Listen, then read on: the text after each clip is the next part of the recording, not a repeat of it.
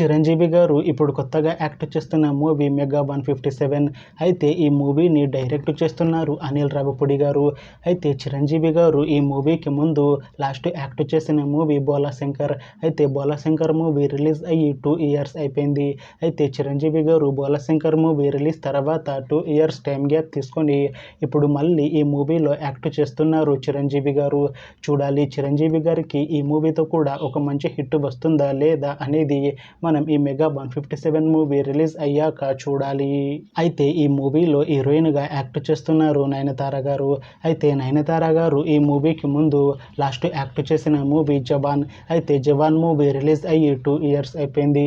అయితే నయనతార గారు జవాన్ movie release తర్వాత 2 ఇయర్స్ టైం గ్యాప్ తీసుకొని ఇప్పుడు మళ్ళీ ఈ మూవీలో యాక్ట్ చేస్తున్నారు నయనతార గారు.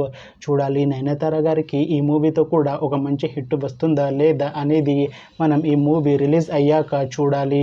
అయితే ప్రస్తుతం మెగా 157 మూవీ టీం షూటింగ్లో బిజీగా ఉన్నారు.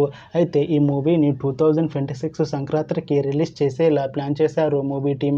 చూడాలి ఈ మూవీ రిలీజ్ అయ్యాక మంచి హిట్ అవుతుందా లేదా అనేది మనం ఈ మెగా 157 మూవీ రిలీజ్ అయ్యాక చూడాలి.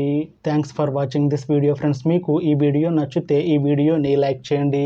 ఇంకా ఇలాంటి మూవీ అప్డేట్స్ కోసం ఈ ఛానల్ని సబ్స్క్రైబ్ చేసుకోండి.